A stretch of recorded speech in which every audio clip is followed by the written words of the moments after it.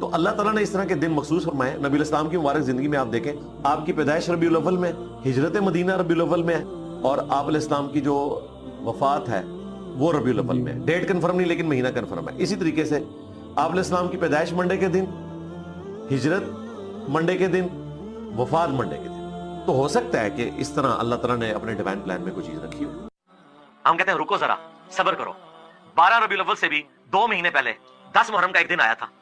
ایک گھر سے مجلس میں آہو بکا کی آوازیں آ رہی تھیں اور لوگ اہل البیت پہ کیے ہوئے ظلم کو یاد کر کے رو رہے تھے، اور دوسرے گھر میں کچھ بھی نہیں ہو رہا تھا.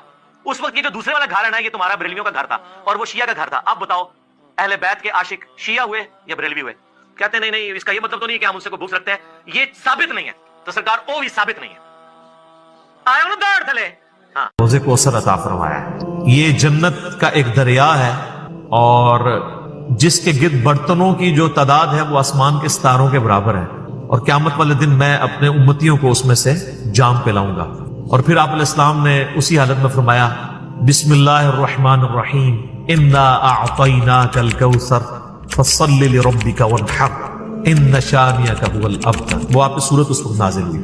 بخاری مسلم میں ڈیٹیلڈ احادیث ہیں حوض کوثر کے بارے میں، پورے چیپٹرز ہیں. مشکات کی 30 جلد میں حوض کوثر کا پورا آپ کو شفاعت کا ایک چیپٹر ملے گا، اس میں حوض کوثر کا بیان کہ نبی علیہ السلام فرمایا یہ حوض کوثر اللہ نے مجھے عطا فرمائی ہے، جو ایسا مشروب ہے کہ جو ایک دفعہ پیے گا وہ دوبارہ پیاسا نہیں ہوگا. جنت میں لوگ مشروب پیئیں گے پیاس کی وجہ سے نہیں، لذت لینے کے لیے. پیاس تو حوض کوثر کے بعد ختم ہو جائے گی. لیکن اسی حدیث میں موجود ہے کہ میرے حوض کوثر پہ ایسے لوگ بھی آئیں گے جنہیں میں پہچانتا ہوں گا، اور میں انہیں جب مشروب پلانے لگوں گا مجھے بتایا جائے گا کہ انہوں نے آپ کے بعد آپ کے دین کو بدل دیا تھا اور دین میں بدعتیں جاری کر دی تھی. آپ فرمائیں گے سحقن سحقن لمن غیر بعدی، سحقن سحقن لمن بدل بعد. دور کر دو، پھٹکار ہو ان پہ جنہوں نے میرے بعد میرے دین کو بدل دیا. یہ حدیث بخاری مسلم کی جب عبداللہ ابن ابی ملیکہ تابعی بیان کیا کرتے تھے تو وہ کہا کرتے تھے اے اللہ ہم تیرے حضور دعا کرتے ہیں کہ تیری نبی کی وفات کے بعد ان کے دین سے الٹے قدم نہ پھریں، آمین. 8-9 ترک ایسے ہیں جن میں الفاظ ہیں اصحابی اصحابی. میں کہوں گا یہ میرے صحابہ ہیں تو مجھے بتایا جائے گا آپ کے بعد یہ دین چھوڑ دیں.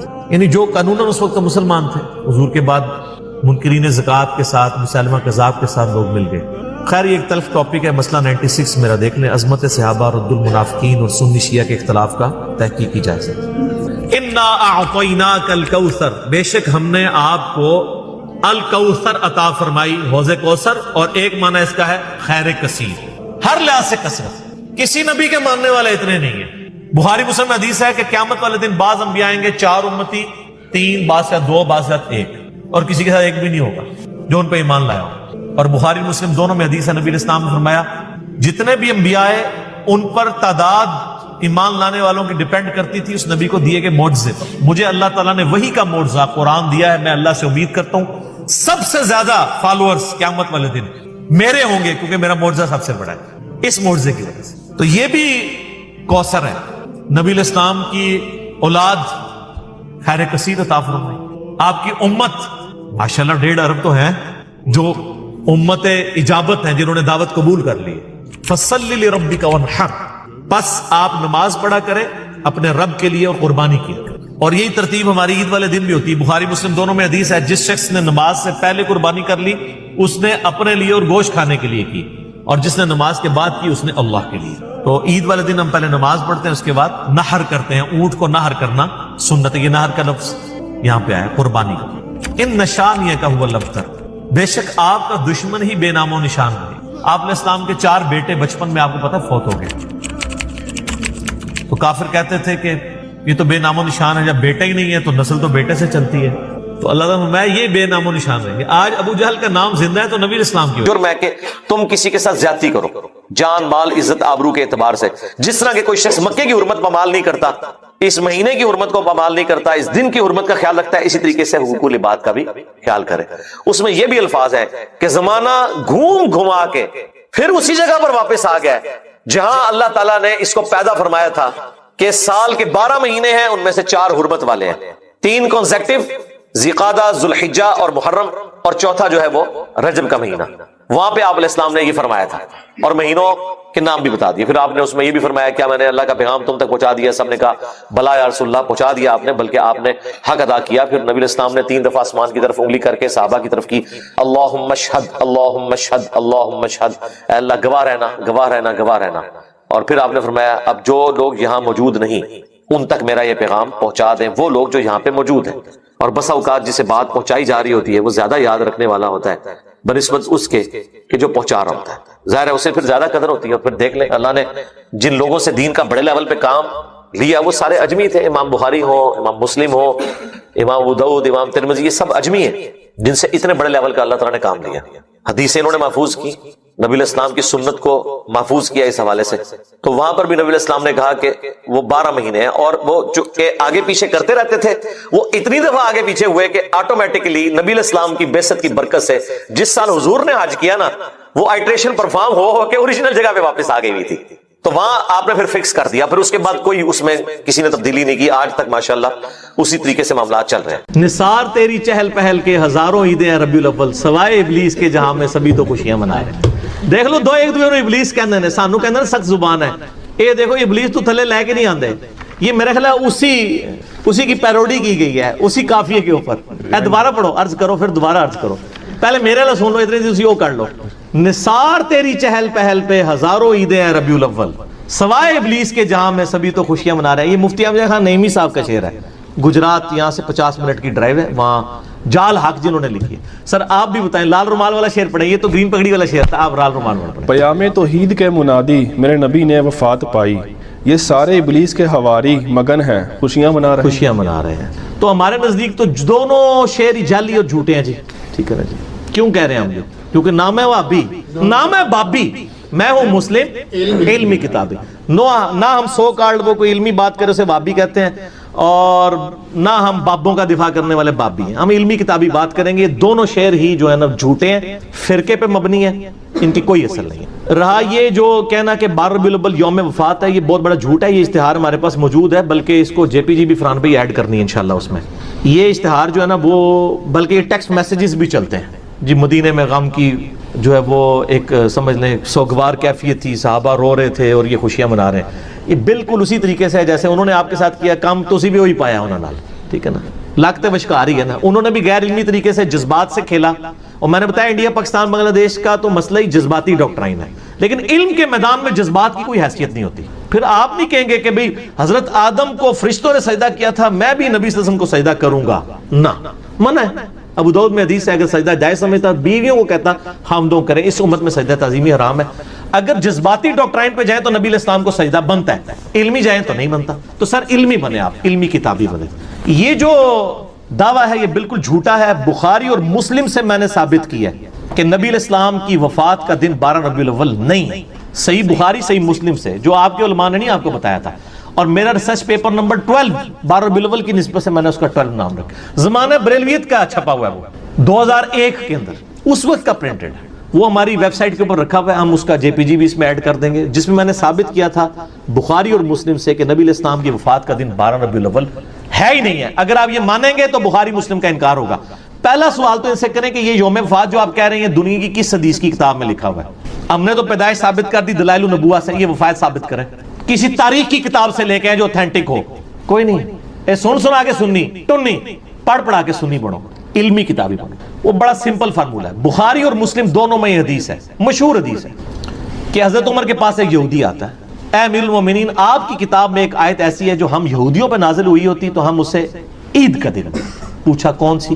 تو اس نے کہا الیوم اکملت لکم دینکم واتممت علیکم نعمتی ورضیت لکم الاسلام دینا. سورۃ المائدہ آیت نمبر. آج کے دن ہم نے اپنا دین تم پر مکمل کر دیا، اپنی نعمت تمام کر دی اور اسلام کو ایز اے ریلیجن تمہارے لیے پسند کیا. تو حضرت عمر نے بڑا انٹلیکچوئل جواب دیا. انہوں نے کہا کہ ہمیں پتہ ہے یہ آیت کس دن اور کس موقع پہ نازل ہوئی. نبی علیہ السلام عرفہ میں تھے، یوم عرفہ 9 ذو الحجہ کو جمعے کے دن ہی تو یہ آیت نازل ہوئی تھی، یعنی وہ پہلے عید کا دن تھا. یہی حدیث ترمذی میں بھی ہے. اس سے آگے ایک اور حدیث امام ترمذی لے کے آئے کہ ابن عباس کے پاس ایک یہودی آ کے اسی طرح بات کرتا ہے تو ابن عباس کہتے ہیں اللہ نے ہمیں 2 عیدیں دی تھی اس دن جس دن یہ آیت نازل ہوئی. نمبر 1 یوم عرفہ 9 ذو الحجہ، اور نمبر 2 جمعے کا دن. اس سے کیا پتہ چلا کہ نبی علیہ السلام نے جس سال حج کیا 10 ہجری میں، उस दफा हज जुम्मे के दिन आया था, ठीक हो गया। और ये कहते हैं अक्सर मशहूर है जी वो हज अकबर होता है, जुम्मे के दिन आ जाए, हालांकि जुम्मा पढ़ना ही नहीं होता हाजी ने। और हज को हज अकबर कहते हैं, उम्रे को हज असगर कहते हैं। बुखारी खोल के पढ़ लें, हज अकबर सारे हज हज अकबर ही होते हैं, उम्रे को हज असगर छोटा हज कहते हैं। जोर की नमाज पढ़नी होती है जोर से जमा करके, वो भी दो दो फर्ज। तो इब्ने अब्बास ने कहा कि वो 2 ईद के दिन थे, यानी जुम्मे का दिन भी था वो और यौम अरफा भी। तो 10 हिजरी में 9 ज़ुल्हिज्जा कब आई? जुम्मे के दिन, ये आपने याद रखा। अब दूसरी हदीस, बुखारी और मुस्लिम दोनों में हदीस है, बड़ी मशहूर हदीस है।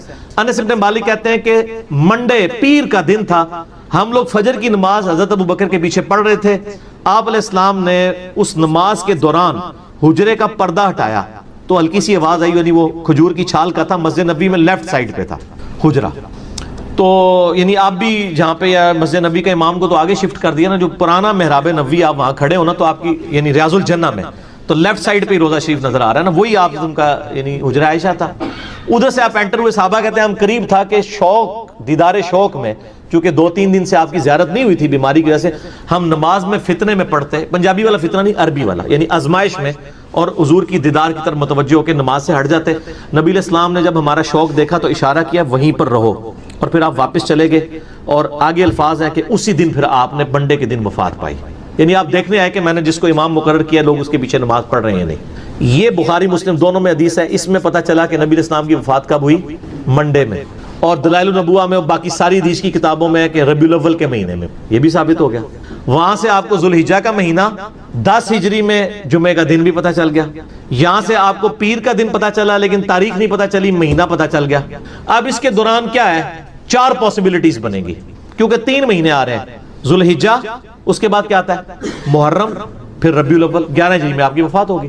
इन 3 महीनों को आप तीनों को 30 का रख के देख लें, हालांकि 3 इकट्ठे 30 के नहीं होते, तीनों को 29 का रख के देख लें, 2 29 1 30, 2 30 1 29, 4 ही कॉम्बिनेशन बनते हैं। चारों कॉम्बिनेशंस में पीर का दिन 12 रबीउल अव्वल को आता ही नहीं है, गिने ना, यानी 9 ज़ुल्हिज्जा को हुआ जुम्मा, 10 को क्या हुआ हफ्ता, 11 ज़ुल्हिज्जा इतवार, इस तरह गिनते जाएं।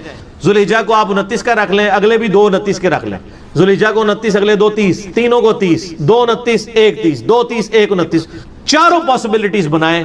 आप जब रबीउल अव्वल में पहुंचेंगे ना, तो रबीउल अव्वल में कोई भी बंडे 12 रबीउल अव्वल को नहीं आ रहा होगा, तो इसका मतलब है कि आपकी 12 रबीउल अव्वल को डेथ नहीं हुई। ऐसा पढ़ी लिखी गल है, इल्मी किताब। क्यों? क्योंकि नाम है बाबी, नाम है बाबी, मैं हूं मुस्लिम, इल्मी किताब, ये पढ़ी लिखी बात है। और ये रिसर्च पेपर जब छपा ना, हमने ये बरेलवी देवबंदी अहले हदीस सब के मदरसों में भिजवाया, सारे परेशान हो गए, मौलवी कहते जवाब देंगे, पढ़े बगैर ही जवाब देंगे। जब हफ्ते बाद होने के जवाब ही कोई नहीं है, है कि नहीं है। अच्छा, शेख जुबैर लिजी साहब से मेरी बात हुई ना रिवर्ट होने के बाद, मैं कहा शेख साहब आपके पास भी आया था ये रिसर्च पेपर? कहते जी मुझे अहले हदीसों ने भेजा था, इसका जवाब लिखे। कहना जो मैं पढ़ा था मैं ठप के रख देता, मुझे पता जवाब ही कोई नहीं है। लेकिन उन्होंने एक ईमानदारी की, उन्होंने फज़ाइल दुरूद वाली जो किताब लिखी है ना, उसमें नबी इस्लाम की सीरत लिखी है, और एंड पे लिखा है कि आपकी वफात रबीउल अव्वल के महीने में सोमवार के दिन हुई। 12 रबीउल अव्वल नहीं लिखा, लेकिन बाकी सारे अहले हदीस जिद में जानबूझ के 12 रबीउल अव्वल लिखते हैं, देवबंदी भी। शेख जुबैर साहब को हया आई कि ये नहीं बनता था मामला, उन्होंने रिसर्च पेपर भी पढ़ा हुआ था, लिहाजा इसकी प्रूफ रीडिंग शेख जुबैर लिज़ई साहब दौरे हाज़िर में अहले हदीस के यहाँ इमाम बुखारी जो माने जाते हैं, उन्होंने भी की हुई है। आप खुद भी सर करके देख लें, हमने वो सारे नक्शे ना उस रिसर्च पेपर में बनाए हुए हैं, झूठे नु घर तक पहुंचाया है, मुझ खीर पका के दी हुई है तो मिठी खीर पका मोहम्मद, हाँ बस अगला रहने दो। तो वो हमने रख दिया, अब जिसने मानना है उसको माने, जिसने नहीं मानना ना माने, ठीक हो गया।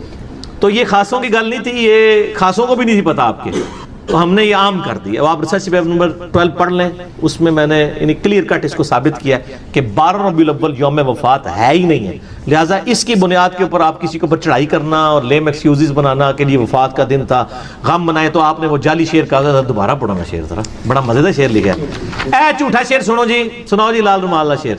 क़याम तौहीद के मुनादी मेरे नबी ने वफात पाई, ये सारे इबलीस के हवारी मगन हैं, खुशियां मना तो रहे ये हैं। लाल रुमाल वालों ने मिलाद मनाने वालों को इबलीस के हवारी का है। अब वो जो ग्रीन पगड़ी वाले हैं और बाकी लोग हैं, उन्होंने उनको क्या कहा है कि निसार तेरी चहल पहल पे हजारों ईदें ए रबीउल अव्वल, सवाए इबलीस के जहां में सभी तो खुशियां मना रहे हैं। दोनों ने एक दूसरे को इबलीस कहा हुआ है और हम दोनों से ऐलान बरात करते हैं। क्यों करते हैं? क्योंकि नाम है वाबी, नाम है बाबी, मैं हूं मुस्लिम, इल्मी किताबी। اگرچہ میلاد شریف منانے کا مروجہ طریقہ صحابہ کرام، تابعین اور تبع تابعین کے دوار میں شروع نہیں ہوا، لیکن بعض بڑے علماء نے 7ویں اور 8ویں صدی ہجری میں سٹارٹ ہوئے اس عمل کو پسند کیا۔ مثلا ابن حجر حیتمی، امام سخاوی، امام جلال الدین سیوطی، ملا علی قاری اور آپ کے پسندیدہ ابن حجر اسقلانی نے بھی اس کو جو ہے نا میلاد منانے پر اجماع کا دعویٰ کیا ہے۔ تو کیا یہ درست نہیں ہے؟ انہوں نے اجماع کا دعویٰ نہیں کیا، لیکن باقی جن بزرگوں کے آپ نے نام لیے نا، یہ واقعی یعنی پہلی بات تو یہ ثابت ہوئی کہ ان بزرگوں کی اگر یہ بات ماننی ہے تو یہ بھی مانے کہ ان بزرگوں نے خود مانا ہے کہ یہ 7ویں صدی ہجری میں یہ سارے معاملات شروع ہوئے ہیں میلاد والے۔ یعنی وہ بھی حکمرانوں کے زیر سایہ وہ علماء کو بلاتے تھے، ان سے تقریریں کرواتے تھے، ان کو اشرفیاں دیتے تھے، ٹھیک ہے نا جی۔ اور ظاہر ہے اس وقت علماء کو تعریف ہی کرنی چاہیے تھی کیونکہ وہ ڈائریکٹ بینیفیشری تھے اس پورے سسٹم کے۔ تو ہم تو فتویٰ کوئی نہیں لگاتے ہیں، لیکن ہمیں صرف یہ بتایا جائے کہ جن چیزوں کی تعریف انہوں نے کی ہے وہ چیزیں کیا ہوتی تھیں۔ نبی علیہ السلام کی سیرت بیان ہوتی تھی، وہ تو ہم بھی کرتے ہیں پروگرام، آج میں بھی تو محفل میلاد کر رہا ہوں، میں نے کہا اجماع ہے ربیع الاول میں آپ پروگرام کریں۔ لیکن یہاں پروگراموں میں کیا ہو رہا ہوتا ہے؟ اپنے علاوہ ساروں کو گستاخ رسول کہہ رہے ہوتے ہیں۔ اگر ان اماموں نے لکھا ہے کہ اس وقت میلاد کی محفلوں میں لوگوں کو گستاخ رسول کہا جاتا تھا اور یہ شعر پڑھا کرتا تھا جایا تھا کہ جی نثار تیری چہل پہل پہ ہزاروں عیدیں ہیں ربیع الاول، سوائے ابلیس کے جہاں میں سبھی تو خوشیاں منا رہے ہیں، اگر یہ شعر پڑھا جاتا تھا تو پھر بتا دیں، یہ تو نہیں پڑھا جاتا تھا۔ تو اس طرح کے پروگراموں کو تو ہم جائز سمجھتے ہیں، ہم تو نہیں فتویٰ لگاتے، بالکل نہیں لگاتے۔ ایسے پروگرام جو کتاب و سنت کے دائرے کے اندر ہوں کریں آپ، کوئی حرج نہیں، سارے کرتے ہیں۔ کوئی سیرت النبی کانفرنس کرتا ہے، کوئی میلاد مصطفیٰ کانفرنس کرتا ہے، کوئی امام اعظم محمد رسول اللہ کانفرنس کرتا ہے صلی اللہ علیہ وآلہ وسلم۔ بریلوی حضرات میلاد شریف کے موقع پر ایک شعر پڑھتے ہیں جو اپنے 2 مرتبہ دہرایا آگے، ہاں جی، اور گستاخی کا فتویٰ بھی لگاتے ہیں۔ نثار تیری چہل پہل پر ہزاروں عیدیں ہیں ربیع الاول، سوائے ابلیس کے جہاں میں سبھی تو خوشیاں منا رہے ہیں۔ یعنی سوائے لال رومال والوں کے۔ واقعی ٹھیک ہے یہ بات۔ اچھا ہاں جی، پھر آگے کڑو۔ یہ کیا ٹھیک ہے گستاخی کا فتویٰ لگانا؟ بہت غلط فتویٰ لگا رہے ہیں سر، اس طرح تو نہ لگائیں۔ اگر یہ آپ کہتے ہیں کہ یہ آپ جس طریقے پہ میلاد منا رہے ہیں اس طریقے پہ جو جھنڈیاں لگائے گا، جلوس نکالے گا، ماڈل بنائے گا، مردوں عورتوں کا اختلاط ہوگا اور گانوں کی طرز کے اوپر ڈول ڈمکے ہوں گے میلاد کے موقع پر، یہ نبی علیہ السلام سے محبت کا تقاضا ہے، تو ہم پھر ایک سٹیپ آگے جائیں گے۔ ہم آپ سے کہیں گے کہ اہل بیت کی محبت ایمان کا حصہ نہیں ہے۔ مسلم شریف کی حدیث ہے 240، علی سے محبت نہیں رکھے گا مگر مومن، علی سے بغض نہیں رکھے گا مگر منافق۔ اور ترمذی اور مسند احمد میں امام حسن و حسین کے لیے ہے کہ اللہ میں ان سے محبت کرتا ہوں، تو بھی محبت کر، جو ان سے بغض رکھے تو بھی اس سے بغض رکھ۔ تو سر محرم میں میلاد کا جلوس نکالنے والے محرم میں 10 محرم کا جلوس کیوں نہیں نکالتے ہیں؟ چلو بغیر ماتم کے نکال لیں، ماتم سے اختلاف ہے نا۔ کبھی بریلویوں کا جلوس نکلا 10 محرم کا؟ تو پھر جس طرح یہ کہتے ہیں نا کہ سوائے ابلیس کے جہاں میں سبھی تو خوشیاں منا رہے ہیں، پھر ہمیں چاہیے کہ ہم کہیں کہ سوائے ان یزیدیوں کے جہاں میں سب تو غم منا رہے ہیں۔ تو یہ کیا برداشت کر لیں گے ہمارے اس فتوے کو؟ وہ کہیں گے جی آپ نے ہمارا دل چیر لیا ہے، ہم ان چیزوں کو جائز نہیں سمجھتے ہیں، ایسے تو نہیں کیا جانا۔ تو سر آپ جو کچھ کر رہے ہیں ویسے بھی تو نہیں کیا جانا چاہیے، ٹھیک ہے نا جی۔ یہ علمی جواب، الزامی جواب، پھکی اینٹی وینم والا جواب ہے۔ کیوں؟ کیونکہ نام ہے وہابی، نام ہے وہابی، میں ہوں مسلم علمی کتاب بھی۔ یہ فتوے نہیں اس طرح لگانے چاہیے بچ۔ بعض لوگ کہتے ہیں کہ عیسائی لوگ اگر عیسیٰ علیہ السلام کا میلاد منائیں 25 دسمبر کو تو ہم نبی علیہ السلام کا کیوں نہیں منا سکتے؟ اس لیے کہ نبی صلی اللہ علیہ وآلہ وسلم نے اس کو مشروع نہیں فرمایا اس طریقے سے۔ میلاد ہم منا رہے ہیں، صحیح مسلم 2750، فیہ ولدت و فیہ انزل علیہ، اس دن میں پیدا ہوا، اس دن مجھ پہ پہلی وحی نازل ہوئی۔ تو روزہ رکھیں پیر کا۔ اب آپ کہیں گے جی وہ 25 دسمبر کے ساتھ اس کو کمپیئر کر رہے ہیں تو وہ 25 دسمبر تو ان کی شریعت میں مشروع ہوگا، ہماری شریعت میں اس طرح تو اس کو مشروع نہیں کیا گیا سوائے سوموار کے روزے کے۔ باقی وہ ابلیس سے مجھے یاد آیا کہ ابلیس میں بتا دوں پھر کون ہے سوائے ابلیس کے۔ ایک تو ان کے بنائے ہوئے ابلیس ہے نا، وہ ایک شعر تو کہا ہے نا انہوں نے اہل حدیث نے ان کے بارے میں، ٹھیک ہے، وہ بھی پڑھو ذرا شعر۔ انہوں نے تو کہا نا اہل حدیث کے بارے میں کہ جی نثار تیری چہل پہل پہ ہزاروں عیدیں ہیں ربیع الاول، سوائے ابلیس کے جہاں میں سبھی تو خوشیاں منا رہے ہیں۔ مفتی احمد جہاں نعیمی صاحب کا یہ شعر ہے۔ اہل حدیثوں نے کیا کہا ہے؟ لال رومال والوں کا شعر بھی بتائیں نا۔ وہ شعر ہے جی، پیام توحید کے منادی میرے نبی نے وفات پائی، یہ سارے ابلیس کے حواری مگن ہیں خوشیاں منا رہے ہیں۔ وہ کہتے ہیں یہ سارے ابلیس کے حواری ہیں جو خوشیاں منا رہے ہیں، نعوذ باللہ۔ اور وفات والا ایک ڈونگر چاہتے ہیں کہ 12 ربیع الاول کو وفات ہوئی تھی، میں نے ثابت کیا 12 کو وفات نہیں ہوئی۔ تو سب ایک دوسرے کو ابلیس کہہ رہے ہیں۔ ابلیس کون ہے؟ مسند احمد میں صحیح سند کے ساتھ یہ حدیث ہے۔ مشکات رشتہ دار جو آپ کا پڑوسی بھی ہو، دونوں ترجمے درست ہیں۔ والجار الجنب، اور ایسا پڑوسی جو دور کا ہے، رشتہ دار نہیں ہے، پڑوسی تو ہے لیکن رشتہ دار نہیں۔ یا وہ رشتہ دار ہے لیکن دور کا رشتہ دار. یہ ترتیب بتائی جا رہی ہے کس طرح حق ہے ترتیب. والصاحب بالجنب، اور مجلس کے لوگ جو تمہارے دوست یار ہیں. دیکھیں دوست یاروں کا ذکر کس کے بعد آیا؟ ماں باپ، رشتہ دار، پھر قریبی رشتہ دار، پھر دور کے رشتہ دار، پھر دوست. اسے دوست پہلے ہونے الٹا ایک معاملہ چل رہا ہے. وابن السبیل، اور مسافر بھی. اگلے زمانوں میں تو مسافروں کے لیے بہت بڑی آزمائش تھی نا میرے بھائی. نہ تو کوئی موبی کیش تھا اور نہ کوئی ایزی پیسہ تھا. کسی کو راستے میں قافلے کو لوٹ لیا اور وہ گھر سے 4 مہینے کی مسافت پہ ہے، اس کا اونٹ بھی کسی نے چوری کر لیا تو وہ گھر کیسے پہنچے گا؟ آپ ذرا امیجن کریں. سفر تو گھوڑوں اور اونٹ پہ ہوتا تھا. ایون آج کے زمانے میں اگر آپ کے پاس کرایہ نہیں ہے تو آپ کس طرح ایک بندہ کراچی سے اسلام آباد آتا ہے، یہاں اس کی جیب کٹ گئی ہے اور پیسے بھی کسی سے وہ مانگ نہیں سکتا، پیچھے اس کا کوئی ہے نہیں جو اس کو دے، تو ظاہر ادھر ہی وہ کسی سے مدد کے لیے کرے گا مجھے کم از کم ٹکٹ تو لے دے. تو اس لیے مسافر کا حق آج بھی اسی طریقے سے امپورٹنٹ. لیکن اس میں یہ کرنا چاہیے جو پروفیشنلز ہیں نا، ان کو گاڑی میں بٹھا کے آنا چاہیے، ان کو پیسے نہ دیں ٹکٹ کے، کیونکہ زیادہ تر یہ فراڈیے بھی ہوتے ہیں نا. تو میں تو ایسے ہی کرتا ہوں، میں بس میں بٹھا دیتا ہوں اور کنڈکٹر کو کرایہ دیتا ہوں اور اسے کہتا ہوں کہ بھئی اس کے پاس کرایہ نہیں تھا تو میں دے رہا ہوں، اور اگر یہ اترنے کی کوشش کرے تو کرایہ تیرا. تو وہ اتر جائے بے شک، کنڈکٹر کو تو لگ ہی جائے گا نا، وہ تو بیچارہ پہلے محنت مزدوری کر رہا ہے. اچھا ہم لوگ محنت مزدوری کرنے والوں کو دیتے ہوئے کتراتے ہیں، اور جو ہم سے مفتہ مانگتے ہیں. میری تو اکثر اس طرح، آپ تو خیر میں نے اپنے گھر والوں کو کافی ایجوکیٹ کر دیا کہ آپ لوگ 10-10 ہزار کی شاپنگ کر کے نکلتے ہیں کپڑوں والی دکانوں سے، اور بار چنچی والے کے ساتھ یہ بحث کر رہے ہوتے ہیں، وہ 60 مانگ رہے ہیں آپ اسے 50 دے رہے ہیں،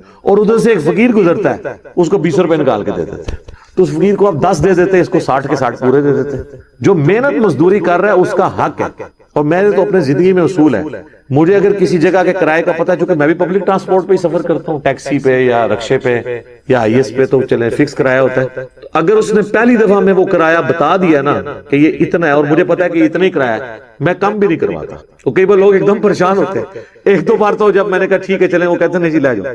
وہ ڈر جاتے کہ یار یہ کون سا بندہ ہے جس کو 120 بتایا تو اس نے 100 بھی نہیں کہا، تو یہ کیڑے چکر ہیں چاہے. یا اس کو یہ شک پڑ جاتا ہے کہ میں نے واقعی کم مانگ لیا، مجھے زیادہ مانگنا چاہیے. ایسے بھی ہو جاتا ہے. اور جو بٹھا لیتے ہیں پھر میں ان کو راستے میں بتاتا ہوں کہ میرے بھائی دیکھو میں نے تمہارا کرایہ کم نہیں کروایا. کیوں نہیں کروایا؟ تم نے جائز مانگا تھا، تو آمدہ بھی جائز مانگنا.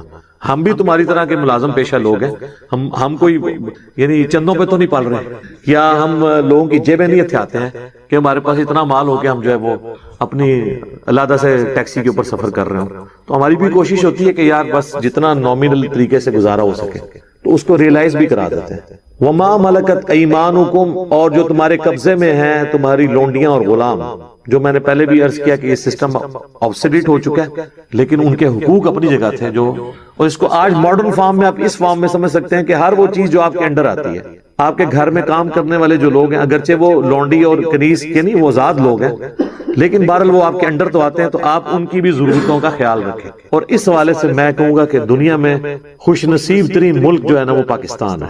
پاکستان میں غریب لوگ تو چل ہی چیریٹی کے اوپر ہیں. یہاں پر یعنی لوگ اپنے گھر میں کام کرنے والوں کے ساتھ بہت زیادہ حسن سلوک کرتے ہیں. اگر گھر والوں میں سے کوئی باہر سے آتا ہے تو وہ اپنے گھر میں کام کرنے والی جو عورتیں ہیں ان کے لیے بھی کوئی نہ کوئی گفٹ لے کے آتا ہے، ان کو بھی کچھ نہ کچھ کپڑے لے کے دے دیتے ہیں. کل کو ان کے بچیوں کی شادیاں ہوتی ہیں تو پھر وہ جن گھروں میں کام کرتی ہیں وہ پھر ان کو ہیلپ آؤٹ کرتے ہیں. اور یہ آلموسٹ ہر جگہ ہو رہا ہے، اور یہ ہمارے اس معاشرے کی خوبصورتی ہے، اس کلچر کی خوبصورتی ہے، اور اسلام کی دین ہے یہ کہ ظاہر ہے کہ خرچ تو وہی کرتا ہے جسے امید ہو آخرت میں ملنے کی، لیکن اس میں یہ چیز ہونی چاہیے کہ آپ اپنے ملازم کو زکوٰۃ اس لیے سے نہیں دے سکتے کہ اب یہ میرے ساتھ ضرورت سے بڑھ کے حسن سلوک کرے چونکہ میں نے اسے زکوٰۃ دی ہے. زکوٰۃ اللہ کا حق تھا آپ پر، وہ اگر آپ اپنے ملازم کو دیتے ہیں نا تو اس کے اگینسٹ آپ اگر اس سے یہ تمنا کریں گے نا کہ اس کے اگینسٹ وہ میرے ساتھ زیادہ لائلٹی شو کرے، آپ کی ذات فارغ ہوگی،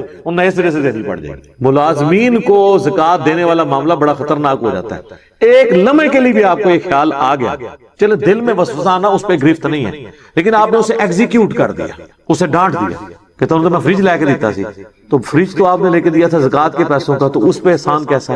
وہ تو آپ پہ احسان ہے اس کا کہ اس نے لے لیے تاکہ آپ نے اللہ کا ایک فرض پورا کر لیا۔ تو ملازمین کو زکوٰۃ دیتے وقت یہ خطرہ لاحق رہتا ہے کہ ہر وقت کہ کہیں آپ کی بدنیتی آگے بیچ میں تو وہ فرض ہی فارغ ہو جائے گا، نئے سرے سے دینی پڑ جائے گی۔ یہ پھر اپنا خود بخود محاسبہ کرنا ہوگا۔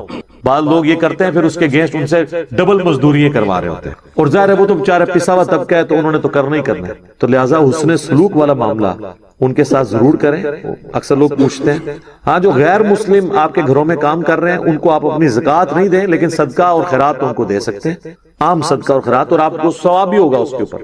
زکوٰۃ اسپیسیفکلی مسلمانوں کا حق ہے کہ پہلے ان کو دی جائے۔ البتہ اگر مسلمان امیر ہو جاتے ہیں یا ان کی بیسک نیڈز پوری ہو جاتی ہیں پھر آپ غیر مسلم کو بھی زکوٰۃ دے سکتے ہیں۔ ان کو کہا جاتا ہے مؤلفۃ القلوب، تالیف قلب کے لیے ایسے لوگوں کو زکوٰۃ دینا تاکہ وہ اسلام کی طرف مائل ہوں، تو ان کو بھی زکوٰۃ پھر دی جا سکتی ہے، لیکن یہ اس صورت میں جب مسلمانوں سے آپ فارغ ہو بیٹھے۔ یہ نہیں ہے کہ مسلمان ذلیل ہو رہے ہیں اور آپ غیر مسلموں کو زکوٰۃ دے رہے ہیں، پہلا حق ان کا ہے کہ ان کو زکوٰۃ دیں۔ باقی جو عام جتنی بھی نفلی عبادات ہیں، چاہے قربانی کا گوشت ہو، صدقہ اور خیرات ہو، عقیقے کا کھانا ہو، عام جو نظر نیاز اللہ کی راہ میں آپ دیتے ہیں، گیارہویں نہیں اللہ کے لیے، جو وہ سب کی سب آپ غیر مسلم کو بھی دے سکتے، اس کو بھی کھلانے کا ثواب ہے۔